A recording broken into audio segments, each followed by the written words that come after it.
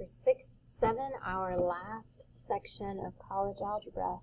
So we're going to look at systems of inequalities and something called linear programming. And this should be reviewed. This should be something that you've seen before. So we'll start by just graphing an inequality. Y is less than x plus 3. We've got some notes here to remind us how we graph that inequality. So it says we first should graph the related equation, which means replacing this inequality sign with an equal sign. So I want to first graph the line y equals x plus 3. So that would have a y-intercept of 3. It would move up 1 and over 1 since the slope would be 1. So it would be traveling in this fashion. And then I have to decide if it's going to be a solid or dashed line. So I check to see if it says it can be equal, if we want to include the points along the line. And it does not have the or equal to. So when I connect my points here, I'm going to do that with a dashed or dotted line. So it's not going to be solid. I'm going to go all the way through my coordinate plane there.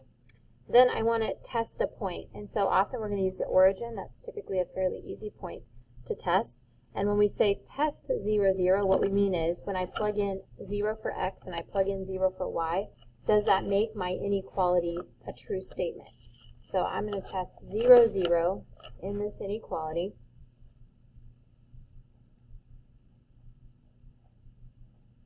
So plugging in a 0 for x and a 0 for y would give me 0 is less than 0 plus 3, or if I wanted to simplify that, 0 is less than 3.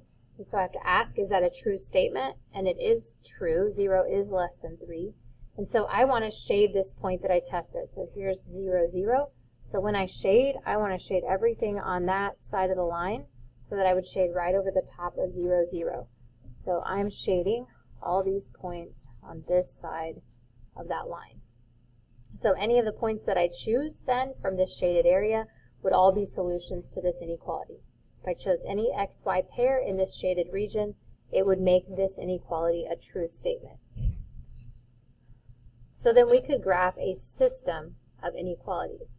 So it's the same idea, except that now instead of working with just a single inequality, I'm working with two inequalities and considering them simultaneously, just like with systems of equations. So again, I'm going to start by graphing the related equation. So I'm going to graph x plus y equals 4. That would be a nice standard form equation. That would be easy to find the x and y intercepts. So when x is 0, y is 4. When y is 0, x is 4. And so I'm going to connect those points. And since it says it can be equal to, I want a solid line here to say I want to include the points along this line. And by the way, especially now that we are looking at more than one inequality simultaneously, it's a good idea to label this line. And the line is the points that are equal to 4. So I'm going to use that equal sign to say there's the boundary line, is that equation. Now I'm going to check my test point. Again, 0, 0 is a good point. It's not on the line. So I'm going to test 0, 0. So that would say 0 plus 0 should be less than or equal to 4. And that's true. So when I shade, I want to include 0, 0 in my shading. So that would say I'm going to shade in this direction. I'm going to save my shading here for just a second because I actually need to graph a second inequality. So again, when I graph the related equation, that would be in standard form, x minus y is 2. So I could find my intercepts. So if x was 0, then y would have to be negative 2. And if y is 0, then x would be 2. And again, I'm going to check to see if it's a solid or dashed line. This or equal to tells me I want to use a solid line when I connect these points. And then again, I'm going to label this line so that we can distinguish between the two of them. So this boundary line is x minus y equals 2. Again, I'm going to check a test point. 0, 0 is not on the line, so this is a good point to test. And so in this inequality, that would say 0 minus 0 should be greater than or equal to 2. And that is not true. That's a false statement. So I do not want to shade 0, 0. So that would mean then instead of shading towards 0, 0, we need to shade away from. So I would be shading on this side of that line. So what I'm looking at then when I consider both of these inequalities simultaneously is where that overlap would be in the shaded region. And so if I look here, I need to be underneath this line and underneath this line. So that would mean then my solutions here would be in this region between those two lines. So any of the points in this shaded region would be solutions to both of these inequalities. Similar, but just a slightly different variation.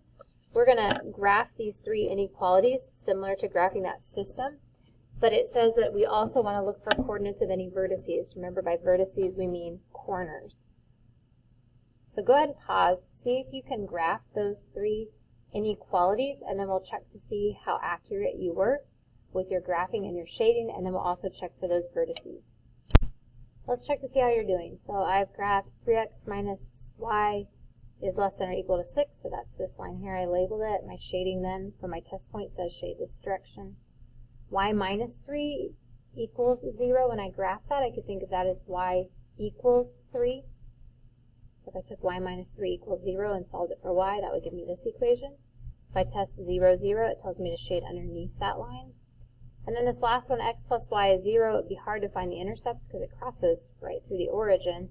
So I might take the related equation x plus y equals 0 and solve that for y, so I could graph it like a slope-intercept equation. So it crosses the y-intercept it crosses at a y-intercept of 0, has a slope of -1, so it's traveling down 1 and over 1. Now here's a problem. If I try to check 0, 0 in this equation, I get a true statement, except where does that tell me to shade? Well, it doesn't really help me because it goes through 0, 0. It doesn't tell me which side of the line to shade on. So testing 0, 0 here was not very helpful. So maybe I decide I'm going to test the point 2, 2, since that's clearly on one side or the other. So I'm going to try a different test point, 2, 2. So is 2 plus 2 greater than or equal to 0? And it is. So I want to shade 2, 2, which means I need to shade on this side of that line. Okay, so if I want to make sure that I'm shading the correct area, I need to be on this side of my orange line, on this side of my pink line, and underneath my blue line. So that would mean that this triangular space here would be the shaded region, the points that are solutions to all three inequalities. And so then we're going to check for these vertices. Some may be more obvious than others. So here this appears to be 3, 3. This appears to be -3, 3. This looks like, I don't know, like 1.5, -1, maybe more than -1. It's a little bit hard to tell. And so I may need to use some of my solving skills. So I'm trying to figure out where this pink line and this orange line intersect. So in other words, I need to figure out where 3x minus y equals 6 and x plus y equals 0, where they intersect. In other words, what's the solution to this system of equations? Well, I could solve that using elimination since I see a positive y and a negative y. That would give me the equation 4x equals 6. So my x value then is 6/4 or 3/2 if I want to reduce it. So that would be that 1.5 that I was kind of expecting there. So my x value here is 3/2. What's my y value? Well, let's plug it back in. Maybe I'll plug it in here. So 3/2 plus y has to equal 0. Well, then y would have to be -3/2. And that would seem to make sense. It does look like it's between -1 and -2. And so those are those three vertices at the corners of that shaded region that we get from those three inequalities and their solutions. So then our very last concept here in college algebra is linear programming. This is a chance to see where these systems of inequalities really come into play in the real world. I know we're always looking for real world applications. So with linear programming, this is a method we use to try to achieve the best possible outcome from a mathematical model. So it may not be exactly what would happen in real life, but all things considered, if everything were perfect in an ideal world, we're trying to come up with the best possible outcome. So that often means minimizing cost for a company or maximizing some sort of revenue or profit. So let's use this as our example. We've got a carpentry company, Aspen Carpentry, and they make both bookcases and desks. And here's what we know about their company. When they produce a bookcase, when they make one, it takes 5 hours of woodworking, cutting, sanding, nope, not sanding, that falls under finishing. So the actual construction of the bookcase takes 5 hours. The finishing work, sanding, staining, that sort of thing, sealing, takes 4 hours. Desks take longer for the woodworking, but a little bit less time for the finishing. And then within their company, the employees that they are employing to do the woodworking work a total of 600 hours, per month. And the employees that they have hired to do the finishing work, they work 240 hours per month. As far as profit, they're making $75 from every bookcase they sell, $140 on every desk they sell. And so what we want to try to maximize here is their profit. So how many desks and how many bookcases should they plan to make each month in order to make the maximum profit? So we need to come up with a few things here. So first of all, let's decide what we're going to use for our variables. So the two things that are changing are the number of desks that we make and the number of bookcases.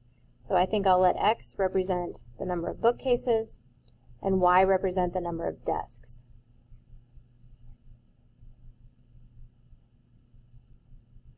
Now, depending on how many bookcases and how many desks they produce, that affects their profit. So there's my other variable. P is going to stand for the profit. So I've got a couple things here. I have profit information that I want to maximize, and then I have some limitations or some constraints. And so this is what this looks like then as I put it together as equations and inequalities. The profit, sometimes we would just write P equals, but it's perhaps better to write P of xy so that you know that this is a function that requires both the x and y values. So the profit that they make is based on the fact that they make $75 for every bookcase, and they make $140 profit for every desk.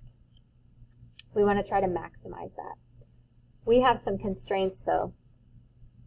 If it takes 5 hours of woodworking for every bookcase, and it takes 10 hours of woodworking for every desk, we have to make sure that all those hours in woodworking stays at or under 600, because that's all the available labor we have for the woodworking.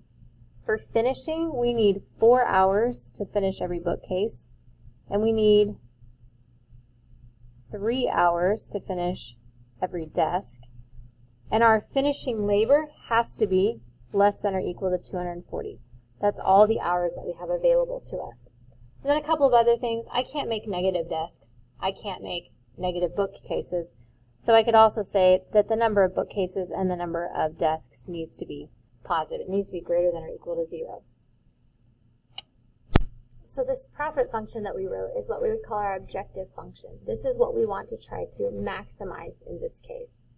These inequalities describe the constraints or the limitations that we have on our system.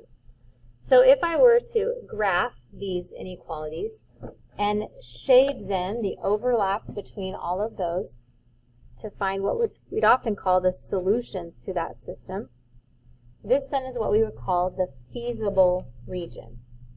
So the feasible region contains all the feasible solutions. Any XY combination in here fits with the constraints on our system.